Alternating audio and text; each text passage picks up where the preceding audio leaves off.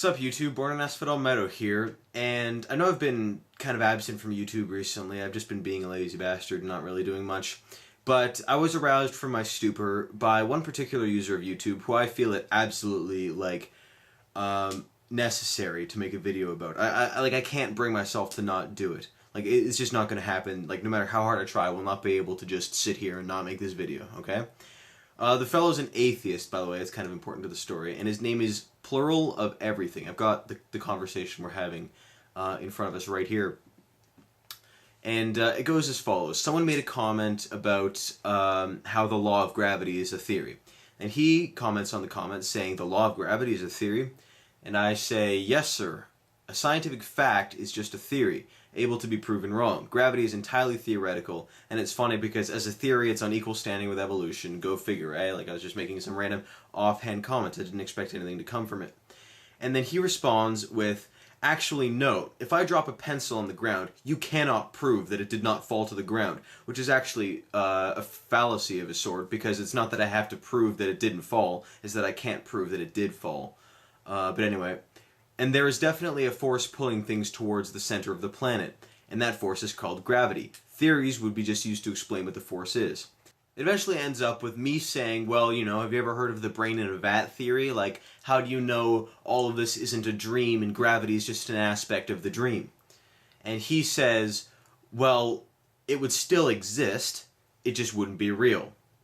And I was kind of confused at this point, so I respond to him saying, well, if there's a difference between reality and existence, then everything exists. And he goes, exactly.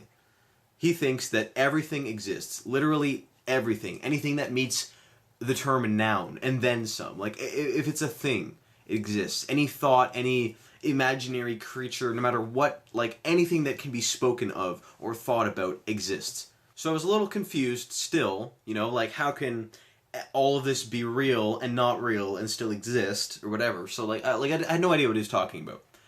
So I say, well, for the sake of debate, can you define the term existence? What would you say existence is? And he responds with, everything exists. So I say, existing is an action. How would you define the word existing? And so he goes, I'll be a little more thorough in my statement. I'll read it word for word.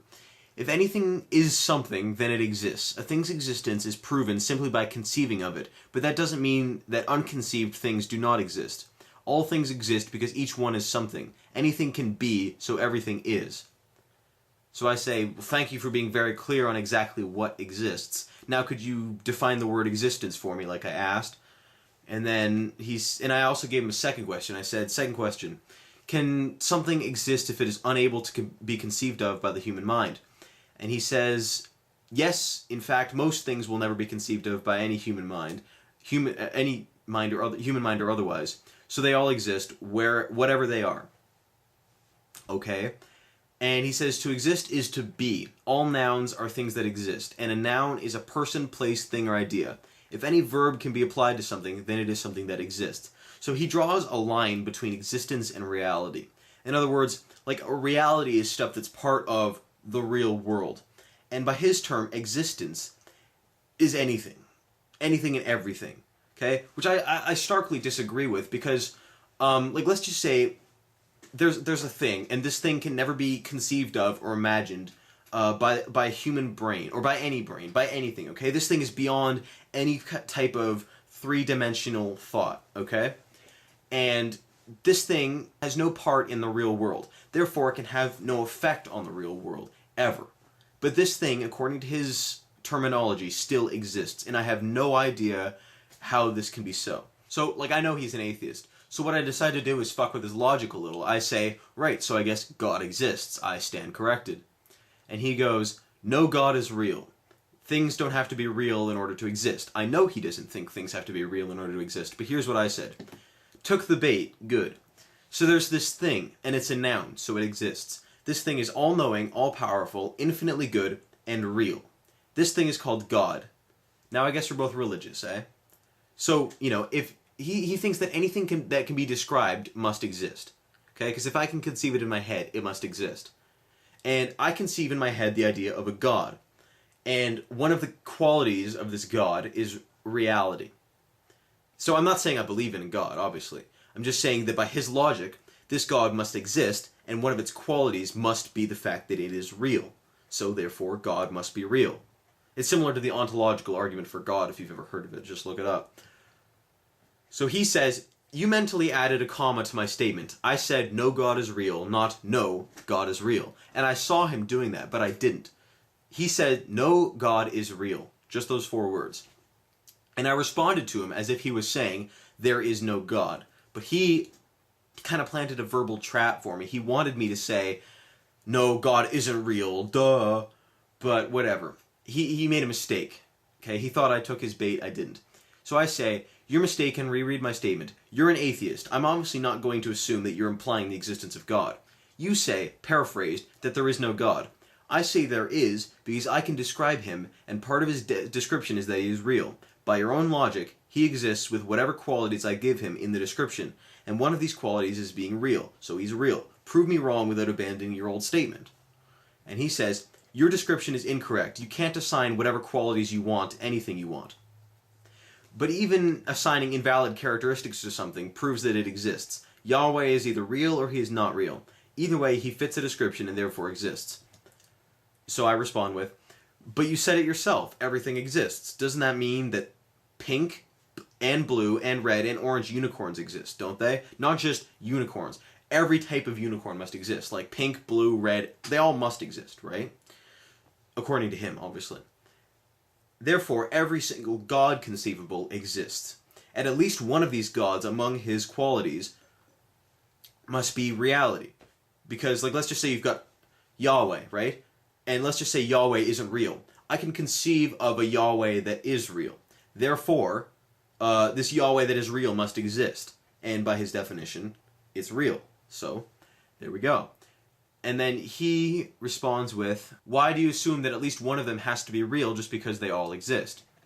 And then I say, well, I don't assume, I'm using your logic. If everything exists, every quality of everything exists as well. E.g., pink, blue, orange, etc. Well, if every God exists, every quality of every God must also exist, right? So there's a pink God, a blue God, a red God, and then there's also a real God. Because to be real is a quality. Remember I said this, to be real is a quality. By your logic, God exists. Enjoy theism or abandon your silly notion that everything exists. His most recent response to me is this. You are making things up and calling them my logic. No, I'm looking at your logic. You've said it yourself. You just are an atheist and you're unwilling to admit that something completely that you thought was irrelevant to theism goes back and backfires and, you know, kind of calls into question your own logic for a different issue. He says, you are starting to be annoying about it. Well, fuck you, buddy. Come on. You're ridiculous. Like, the things you're saying make no sense whatsoever. In order for two things to be different, they must have different attributes. Yeah, like red and blue. Those are different attributes. That's exactly what I said. You're just not understanding. You're not willing to understand. That means one thing has to have attributes the other does not, like reality and non-reality. He doesn't say that, but obviously, you know, that's what reality and non-reality are two different and opposite, mutually exclusive qualities. And he refuses to accept that this is what I'm talking about. And vice versa. Everything isn't true about everything. What the hell does that mean? If he means that, like, you know, let's just say I took a pink unicorn and I said that unicorn isn't blue. That's true. But because I can conceive of that unicorn that is blue, it means that that unicorn that is blue, by his own logic, must exist, right? So he goes, real is not a thing, it is a quality. I said reality is a quality. This is absolute proof that he's not reading what I'm even saying. And then he goes, it does not exist on its own. I'm not saying reality must be an existence in and of itself. I'm saying it must be a quality of things that exist. And he goes, things that exist can have it as a quality, but not everything does. Yeah, I know. But if everything exists, there must be a God with the quality of reality that exists. You know? Like, that's what I'm saying. This guy... Okay, I'm not going to rant about this anymore. You guys have read the conversation. The video is called SC:"Evolution/Big Bang Private School Style" by Amazing Libertarian. Read the comments yourself. I'll probably link it. But, you know, what do you guys think of this? Is this guy right? Does everything exist? Or am I fucking batshit insane? Please, I really do want to know your thoughts on the subject, because this guy makes no sense to me, and if I'm crazy, I'd like to know. I'm Born in Asphodel Meadow. If you subscribe to me, I'll give you your own invisible pink unicorn. Thank you very much, and good night.